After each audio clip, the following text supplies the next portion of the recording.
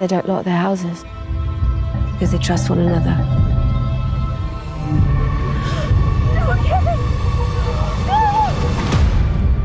This series has obviously got a lot of very dark themes.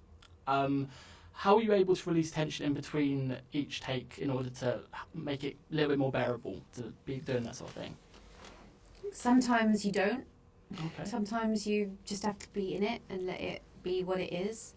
And then other times, usually when the scene is over, or we're turning around cameras and there's usually like they've got to lights, it might be 25-minute, and we're sat in an easy up together over, I don't know, cup of tea or something, and you just try and let it go and have a bit of a laugh together. Like we're not, going to work was a pleasure because it was so easy with each other. You know when to lock in and get serious, and then you also know when you can have a bit of a laugh together. And it's quite easy to laugh with Rafe. I just thought we discovered two things that we had in common, even though we've known each other for 20 odd years, Kelly and I. We discovered that we both have a deep love for Kate Bush. Massive. We were singing Kate Bush songs, Yeah, playing there's Kate not Bush. many people that I know that know Kate's oeuvre like Kelly Reilly. Mm-hmm. So that was thrilling. And also that we have the same Indian order when we get a curry, chicken shashlik. That's right, yeah. I love chicken. What's your favourite Kate Bush song? Oh, well, a whole new generation have just discovered her because of Stranger Things, right? Yeah. Because they just did Running Up That Hill, which is an amazing song. But I think Red Shoes is my favourite album. Red Shoes is my favourite album. And absolutely. And I think, Cloud Busting, I love. But I think on that album, I would say, Why Should I Love You? Yeah. Do you know what, though? My best Christmas present this year was it's new. I nearly texted you about it. It's called The Other Sides, and it's all of her B-sides. And to all the records. And there was one record that didn't make the Red Shoes. It's called You Want Alchemy. And it is, honestly, at this stage, to love someone that much and discover a new song by your favourite artist, which I can't stop playing when I send it to you, Okay, is send it honestly phenomenal. Sorry, we could talk about Kate Bush for the entire time, but we won't. But her album about snow. 500 Words for She's a whole Snow. album about snow, and Yeah. Elton John's on it with her. Stephen Fry. Stephen Fry. It's out there bonkers, but it's so beautiful and great for this time of year. Anyway, so we We bonded don't on want to take your entire interview on on Kate Bush, but no, we are both massive fans. Kevin died and Nessa went missing 3 years apart. I need to find out what happened. Weather and about how awful it looked on screen, and it had to be. How are you able to use that in order to affect your performance? I mean, it's quite easy. Yeah. You can't help but just, I mean, it's, it takes, it's that one thing that you don't have to imagine. You're just immersed in it. Yeah. I always used to say, I remember hearing an interview about like Dunkirk, the film, years ago, and they were saying, if you work with Chris Nolan, like if you're in a drowning boat, he'll just put you in a drowning boat. And so like imaginatively, like there's no leap there for you. And it was the same for this, anytime there was torrential rain, galing winds, those were the conditions that we were in. And so all the heavy lifting is kind of done for you as an actor, and you're placed in the circumstances, in the scenario, and you just got to kind of exist there, which makes our job a lot easier. Yeah. I hear Jackie Ellis found the body. Has she given a statement? Not yet, no. When you were asked to describe this series in 3 words, you said very effing wet. How did you manage to use that? I think I would have said that on the day that we did our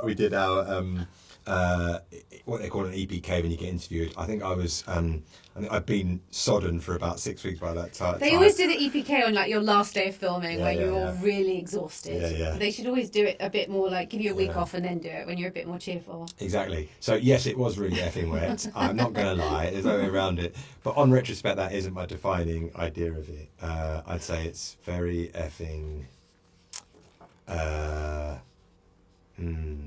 What would I effing call it? Very effing original. In fact, it's a Sky original. Oh. Yeah, it feels like it obviously we're very familiar with crime drama in the UK. It's something I think we do really, really well. Yeah. But to put that with something that feels very incredibly cinematic, I think our wonderful DP who shot it, and Claire Oakley who wrote it and directed it, I feel like they really wanted to elevate it into something slightly more mystical and esoteric and emotional, and I feel like it could have just been a regular whodunit.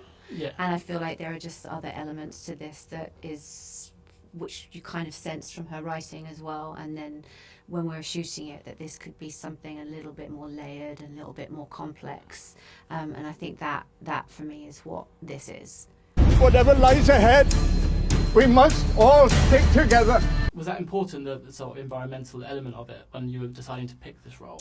I think it was just, like I hadn't really read something like that before, and sort of reading it on the page knew that it would be visually like very stunning. And it felt like it had a point of view, you know, it felt like it had an angle. Like we're kind of specialists in this country about making crime dramas, but it's a real added plus, I think, for us as actors and individuals, if you feel like you can be part of a project that, as well as being entertaining and compelling and exciting, like has something to say also and has some sort of comment or point of view on our times. And I think that's it's not the be all and end all, but it's a real extra motivator for sure.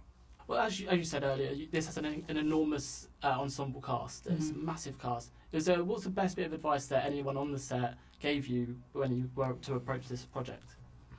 I wouldn't say necessarily advice, but I remember I only had a couple of days on set with Jonathan Pryce, but the first one was him just delivering a speech to basically the entire cast on a beach, and we shot that over the course of like a couple of hours, and we had a little conversation here and there, but it wasn't necessarily advice. Just to be honest, just the privilege of like watching someone of that stature act for a couple of hours and monologue and just own the space and just deliver it like such a just the technique and the kind of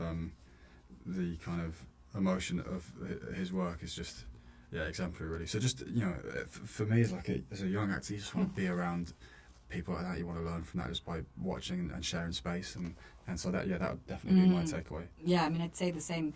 Different, you know, for me working with Jonathan Pryce, there was a scene that was much more intimate. It was just me, him, and Rafe in a room, but he kind of had this monologue. But watching him work was he just is so. Yeah, it makes it seem so easy, but there's so much depth there, and kind of, and also he's just such a grounded person, and clearly, there's just something about watching him that is so magical. You can't help but be drawn in by his performance. Actors you could read the weather forecast, and it'd be good. Yeah. And in the scene, I'm sort of just kind of I am observing him as my character, but you know, you are just kind of mesmerised by what he's doing, and sometimes it's not very much, but it is also a lot.